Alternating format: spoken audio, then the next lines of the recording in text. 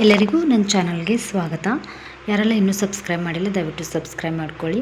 ಮತ್ತು ಈಗ ಹಲವಾರು ನೋಟಿಫಿಕೇಷನ್ ಆಗುವ ಸಾಧ್ಯತೆಗಳಿವೆ. GPSTR, TET, HSTR, PST, PC, PS ಹಲವಾರು ನೋಟಿಫಿಕೇಷನ್ ಆಗೋದಿದೆ. ಆದರೆ ಯಾರೆಲ್ಲ TET ಆದ ತಕ್ಷಣ GPSTR ಪರೀಕ್ಷೆಗೆ ಓದ್ತಾ ಇದ್ದೀರಾ, ನೀವು ಯಾವ್ಯಾವ ತಪ್ಪುಗಳನ್ನು ಮಾಡಬಾರ್ದು ಅಂತೇಳಿ ಈ ವಿಡಿಯೋದಲ್ಲಿ ನಾನು ಒಂದು 5 ಟಾಪ್ ನಿಮ್ಮ ಮಿಸ್ಟೇಕ್ಗಳನ್ನು ತೊಗೊಂಬಂದು ಇಲ್ಲಿ ವಿಡಿಯೋ ಮಾಡ್ತಾಯಿದ್ದೀನಿ.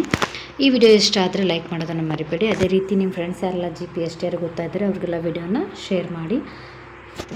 ನೋಡಿರಿ, ಮೊದಲನೇ ತಪ್ಪು ಅಂದರೆ ಸಮಯ ನಿರ್ವಹಣೆ, ನೀವು ಟೈಮ್ ಮ್ಯಾನೇಜ್ಮೆಂಟ್ ತಪ್ಪು. ಅಂದರೆ ಒಂದೇ ಪ್ರಶ್ನೆಗೆ ಹೆಚ್ಚು ಸಮಯ ಕೊಡುವುದು, ಕೊನೆಯ ಪ್ರಶ್ನೆಗಳು ಅಟೆಂಪ್ಟ್ ಮಾಡಲಾಗದೆ ಬಿಡುವುದು. ನೋಡಿರಿ, ಒಂದು ಕ್ವಶನ್ ಇರ್ತದೆ, ಅದು ನಿಮ್ಗೆ ತಿಳಿತಿರಂಗಿಲ್ಲ ಎಕ್ಸಾಮಲ್ಲಿ. ಅನ್ಕೋರಿ CETಯಲ್ಲಿ ಸಮಾಜ ವಿಜ್ಞಾನಕ್ಕೆ ಸಂಬಂಧಪಟ್ಟಂಗೆ ಒಂದು ಪ್ರಶ್ನೆ ಇರ್ತದೆ, ಹೇಳಿಕೆ ರೂಪದಲ್ಲಿ ಕೊಟ್ಟಿರ್ತಾರೆ. ಅದನ್ನೇ ನೀವು ಒಂದು 5 ನಿಮಿಷ, ಒಂದು 6 ನಿಮಿಷ ಅದನ್ನೇ ಕೂತ್ರೆ ನಿಮ್ಮ ಟೈಮ್ ವೇಸ್ಟ್ ಆಗುತ್ತೆ. ಅದು ತಿಳಿಲಿಕ್ಕಪ್ಪ ಅಂದರೆ ಅದನ್ನು ಸ್ಕಿಪ್ ಮಾಡಿ ಮುಂದೆ ಹೋಗಬೇಕು. ಆಮೇಲೆ ಲಾಸ್ಟ್ ನಿಮಗೆ ಟೈಮ್ ಉಳಿತಂದ್ರೆ ಆ ಪ್ರಶ್ನೆಯನ್ನು ಬಿಡ್ಸೋಕೆ ನೀವು ಪ್ರಯತ್ನ ಪಡಬೇಕು. ಫಸ್ಟ್ ಏನು ಮಾಡಬೇಕು, ನಿಮ್ಗೆ ಒಂದು ಸಲ ಕ್ವಶನ್ ಪೇಪರನ್ನು ನೋಡ್ಕೋಬೇಕು. ಆಮೇಲೆ ನಿಮಗೆ ಸ್ಟಾರ್ಟ್ ಮಾಡಿದ ತಕ್ಷಣ ನಿಮ್ಗೆ ಯಾವ್ಯಾವ ಬರ್ತಾವಲ್ಲ ಅದನ್ನು ಏನು ಮಾಡಬೇಕು, ಟಿಕ್ ಮಾಡ್ತಾ ಅಥವಾ ಬರಿತಾ ಹೋಗಬೇಕು. ವಿವರಣಾತ್ಮಕ ಉತ್ತರವನ್ನು ಬರೆಯುವಾಗ ಮಸ್ಟ್ ಏನು ಮಾಡ್ಬೇಕಂದ್ರೆ, ನಿಮ್ಗೆ ಯಾವ್ದು ಈಸಿ ಅನ್ನಿಸ್ತದೆ, ಕರೆಕ್ಟಾಗಿ ಯಾವ್ದು ಆನ್ಸರ್ ಬರ್ತಿರ್ತಲ್ಲ ಅದನ್ನು ಫಸ್ಟ್ ಬರೀರಿ.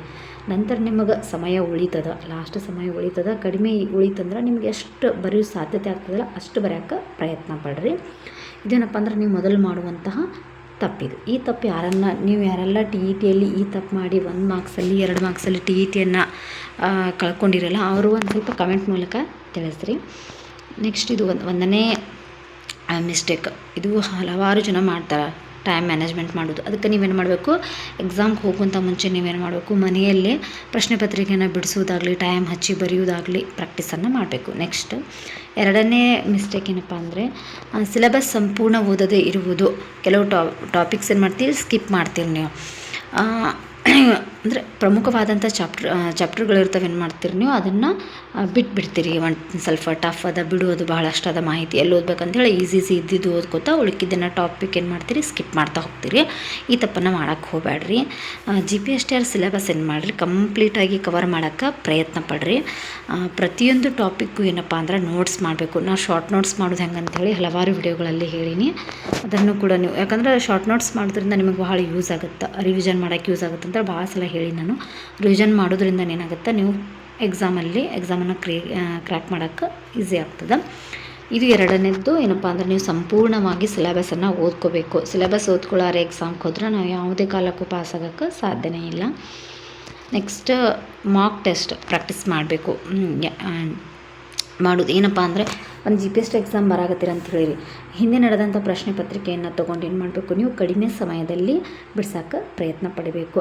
ಪ್ರತಿದಿನ ಅಥವಾ ವಾರಕ್ಕೆ 2-3 ಮಾಕ್ ಟೆಸ್ಟನ್ನು ಏನು ಮಾಡಬೇಕು, ಅಟೆಂಪ್ಟ್ ಮಾಡಬೇಕು. ನೀವು ಅಂದರೆ ಬರಿಬೇಕು ಅಥವಾ ಬಿಡಿಸ್ಬೇಕು. ನೀವು ಮನೆಯಲ್ಲೇ ಏನು ಮಾಡಿರಿ, ಟೈಮ್ ಹಚ್ಚಿ ಒಂದು ಸ್ವಲ್ಪ ಕ್ವಶನ್ ಬಿಡ್ಸೋಕ್ಕೆ ಟ್ರೈ ಮಾಡಿರಿ. ಮತ್ತು ವಿವರಣಾತ್ಮಕ ಉತ್ತರಗಳನ್ನು ಕೂಡ ಬರೋಕ್ಕೆ ಪ್ರಾಕ್ಟೀಸ್ ಮಾಡಿರಿ. 3 ನಿಮಿಷ 4 ನಿಮಿಷ ಟೈಮ್ ಹಚ್ಚಿ ಏನು ಮಾಡಿರಿ, ಒಂದು ಉತ್ತರವನ್ನು ನಾನು 3 ನಿಮಿಷ ಅಥವಾ 4 ನಿಮಿಷದಲ್ಲಿ ಬರಿತೀನೋ ಇಲ್ಲ ಅಂಥೇಳಿ ಒಂದು ಸ್ವಲ್ಪ ಪ್ರಾಕ್ಟೀಸ್ ಮಾಡಿ ನೋಡಿರಿ. ನಾಲ್ಕನೇ ಮಿಸ್ಟೇಕ್ ಯಾವುದಪ್ಪ ಅಂದ್ರೆ, ರಿವಿಷನ್ ಮಾಡದೇ ಇರುವುದು. ಓದಿದ ವಿಷಯ ಏನು ಮಾಡ್ತೀರಪ್ಪ ಅಂದ್ರೆ ಮರೆತು ಹೋಗ್ತದೆ. ನೋಡಿರಿ, ಮರೆವು ಅನ್ನೋದು ಇದು ಎಲ್ಲರಿಗೂ ಸಹಜವಾಗಿ ಇದ್ದಂತಹ ಗುಣ. ಇದು ನಾವು ಅದನ್ನು ಏನು ಮಾಡಬೇಕಪ್ಪ ಅಂದರೆ ರಿವಿಷನ್ ಮಾಡಬೇಕು, ಅತಿ ಹೆಚ್ಚು ರಿವಿಷನ್ ಮಾಡಬೇಕು. ಈ ಸದ್ಯ ಒಂದು ಲೆಸನ್ ಇವತ್ತು ಓದಿರ ಅಂತ ತಿಳಿರಿ, ಅಂದರೆ ನೆಕ್ಸ್ಟ್ ಸಂಡೇ ಏನು ಮಾಡಬೇಕು, ಆ ಲೆಸನನ್ನು ಇನ್ನೊಮ್ಮೆ ರಿವಿಷನ್ ಮಾಡ್ಕೋಬೇಕು. ಅಂದರೆ ಓದಿದ್ದು ನೆನ್ಪುಳಿತದೆ, ಅಂದರೆ ನೀವು ಎಕ್ಸಾಮನ್ನು ಪಾಸ್ ಮಾಡೋಕ್ಕೆ ಭಾಳ ಈಸಿ ಆಗ್ತದೆ. ನೋಡಿರಿ, ನಾನು GPSTR ಪರೀಕ್ಷೆನ ಮೊದಲ ಬಾರಿ ಬರೆದಾಗ ಹಲವಾರು ತಪ್ಪುಗಳನ್ನು, ಅಂದರೆ ಫಸ್ಟ್ ಟೈಮ್ ಬರೀತಿದ್ದೆ, ಗೊತ್ತಿದ್ದಿದ್ದಿಲ್ಲ. ಆದರೂ ಪ್ರಾಕ್ಟೀಸ್ ಮಾಡಿದ್ದೆ, ಪಾಸ್ ಕೂಡ ಆಯಿತು. ಅದೇ ರೀತಿ ನೀವೇನು ಮಾಡಿರಿ, ಒಂದು ಸ್ವಲ್ಪ ಇವೆಲ್ಲ ಮಿಸ್ಟೇಕ್ ಅದಾವಲ್ಲ ಒಂದು ಸ್ವಲ್ಪ ಕಡಿಮೆ ಮಾಡಿರಿ. ಫಸ್ಟ್ ಟೈಮ್ ಬರೀತಿರ್ತೀರಿ, ನಿಮಗೆ ಗೊತ್ತಿರ್ಲಿಕ್ಕಪ್ಪ ಅಂದರೆ ಏನು ಮಾಡಿರಿ, ನೆಕ್ಸ್ಟ್ ಟೈಮ್ ಎಲ್ಲಕ್ಕೇನು ಮತ್ತೆ ಅದೇ ಬರ್ಕೋತ ಕೊಡೋದು ಆಗೋದಿಲ್ಲ. ಇದೇ ಟೈಮ್ ಏನು ಮಾಡಿರಿ, ಪ್ರಾಕ್ಟೀಸ್ ಮಾಡಿರಿ.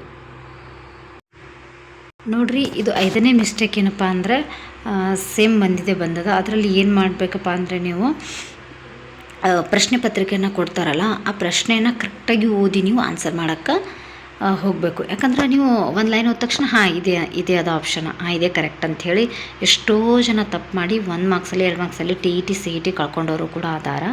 ಅದಕ್ಕೇನು ಮಾಡಿರಿ, ಯಾವುದೇ ಪ್ರಶ್ನೆಯನ್ನು ಓದುವಾಗ ಕಂಪ್ಲೀಟಾಗಿ ಓದಿ ಕರೆಕ್ಟಾದ ಆನ್ಸರನ್ನು ಚಾಯ್ಸ್ ಮಾಡಿರಿ. ಇದು 5ನೇ ಮಾಡುವಂಥ ನಾವು ಮಿಸ್ಟೇಕ್ ಆಗಿತ್ತು. ಇವು 5 ಮಿಸ್ಟೇಕನ್ನು ನೀವು ಬಹಳಷ್ಟು ಕಡಿಮೆ ಮಾಡೋದ್ರಿಂದ ಅತಿ ಹೆಚ್ಚು ಅಂಕವನ್ನು ಗಳಿಸ್ಬೋದು. ಒಬ್ಬ ವ್ಯಕ್ತಿಯಿಂದ ತಪ್ಪಾಗೋದು ಸಹಜ, ಆದರೆ ಅದನ್ನು ತಿದ್ಕೊಳ್ಬೇಕು ಅನ್ನೋದನ್ನು ಈ ವಿಡಿಯೋದ ಮೂಲಕ ನಾನು ನಿಮಗೆ ಹೇಳೋಕ್ಕೆ ಇಷ್ಟಪಡ್ತೀನಿ. ಅದೇ ರೀತಿಯಾಗಿ ನೆಕ್ಸ್ಟ್ ಯಾವ ರೀತಿ ವಿಡಿಯೋ ಬೇಕು ಅನ್ನೋದನ್ನು ಕಮೆಂಟ್ ಮೂಲಕ ತಿಳಿಸಿ ನಾನು ಮಾಡೋಕ್ಕೆ ಟ್ರೈ ಮಾಡ್ತೀನಿ. ಇನ್ನೂ ಯಾರೆಲ್ಲ ಸಬ್ಸ್ಕ್ರೈಬ್ ಮಾಡಿಲ್ಲ ಮಾಡ್ಕೊಳ್ಳಿ. ಎಲ್ಲರಿಗೂ ಥ್ಯಾಂಕ್ ಯು. ಎಲ್ಲರಿಗೂ ಆಲ್ ದ ಬೆಸ್ಟ್.